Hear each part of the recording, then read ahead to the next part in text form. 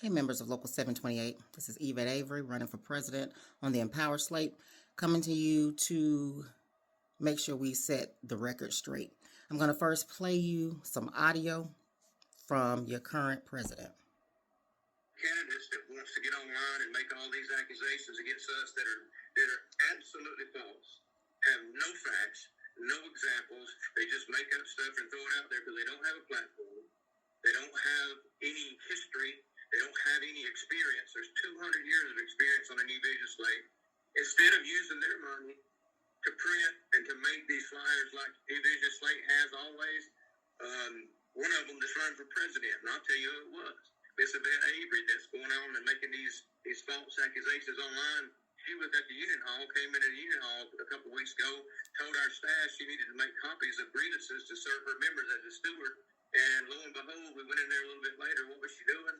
She was in your copying room using your paper, your ink, and your copying machine, not to make copies of members' grievances, but make copies of the Empower Slate campaign flyer. Totally against the rules.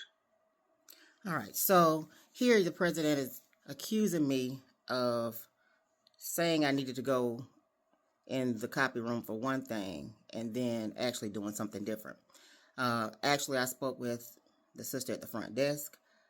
I was filling out bounty cards because I had collected applications from new members in the copy room. At the same time, I did copy a few of our flyers. I was in between two locations, didn't know anything was wrong with that. I knew that the local could not use the printers, copiers, and any union funds or anything for their campaign because they're paid by the local. My slate is made up of rank and file members who actually pay dues. So every meeting we hear, this is your union hall, this is your house, this is your this, your that. Never thought it was an issue to make copies. Never said I was making copies of grievances. Anytime I settle grievances, we make copies at my hub. There's no need to make copies there. So I never told anyone that, which is definitely not true. We need to be careful when we tell stories to tell them correctly. When Sister Vicky came in and saw the copies, she said she wasn't sure if I could do that. She didn't think I could, think it was against the rules. She was going to check with Wes. She took the copies to Wes because I told her, hey, if it's against the rules, then shred them. I have no problem with that. She said no, took them to Wes. Wes came in and he said that we couldn't use it. We can't do it. I said, I knew y'all couldn't, but okay. I said, well, we can shred them. He said, no, he'll take care of it. Cool. That was the end of that. No charges came, which if it was against the election rules, as they claim, they could have filed charges. But members on the slate, pay dues every week, monthly, yearly, depending on what craft they came from. So it's hard to steal from yourself. So that narrative that a sister is there stealing, me stealing, I don't steal, that's not my character. And so for the ones who go online to try to keep pushing that narrative, these stewards that's hopping on these posts, we need to be careful because there's a such thing as defamation. There's something as slander and libel. Don't get caught in that because you're trying to push a narrative for something you were not actually privy to. If you wanted to know what happened, you could ask me. I don't have to lie. If I didn't know that it was an issue and wanted to rectify the issue, if that's what it was never brought to the election supervisor. So it's just their word that it was an issue versus is it truly an issue for people who pay dues to make copies, no matter what the circumstance. So we'll move on to how we have a brother, one of our business agents, talking to the airport employees in which he's over, telling them that I'm only going to get 900 votes and not to vote for me. So how would we know any specific number unless we have some plans in place that many of us are not aware of? We've had issues. We found out something which we filed a charge on, a pre-election protest on, regarding addresses, the members list. We used a different vendor than the local in order to put our mailers out that we did raise money for and put in money ourselves to pay for. And was told that there were addresses there that were incomplete. Say, for instance, Yvette Avery, Atlanta, Georgia, 30303 with no street. There were also addresses that were out of date, showing that they had been changed 4 years ago. Several members were intentionally disenfranchised because my mailer said, well, I fixed it. When he told them they fixed it, the election supervisor said, no, change them back. You can't fix it. And that's according to what the vendor signed that came from the IBT, that they can't make changes. Well, we should make sure that the members list is correct before we have an election. Otherwise, are there two different lists? Because we have members who've received Teamster stuff at their new address, yet the ballot went to an old address. So if we're having these type of issues, we have to question what is going on and who is behind it. We should not have members that knowingly will not receive a ballot when we could fix the list. Now, we understand everybody does not, they don't go and update their addresses with the local, in which you should. Updating your address with the company does not update your address with the local.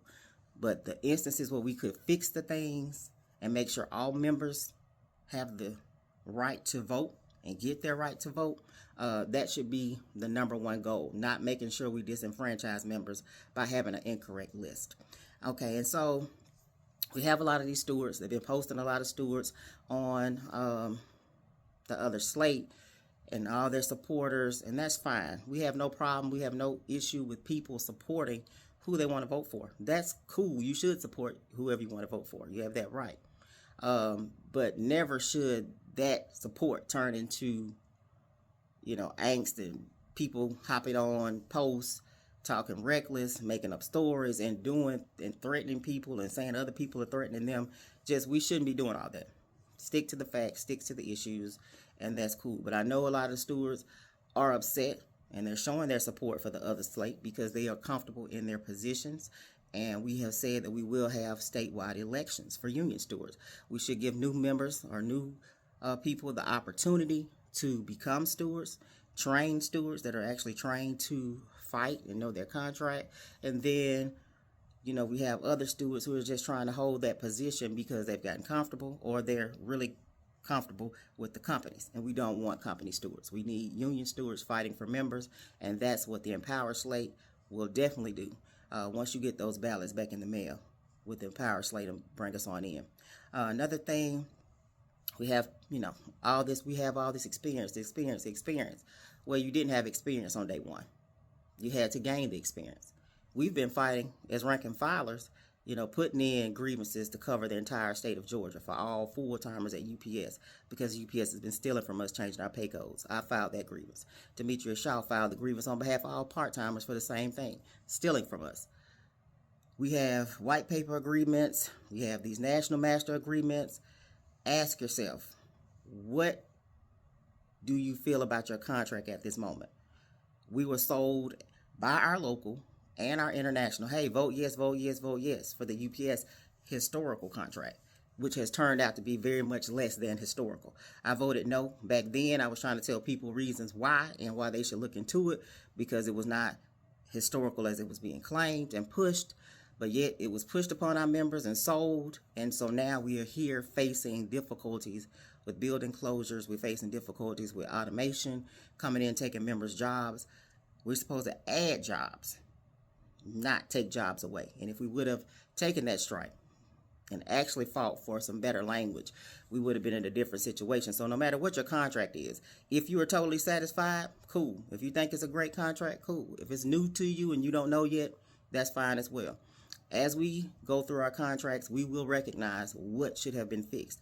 If you have transparent and open bargaining, your members could save you from these type of issues in the future by voicing what needs to be fixed during the process instead of going behind closed doors and signing NDAs. And so for us, we want to make sure that we are that transparent group.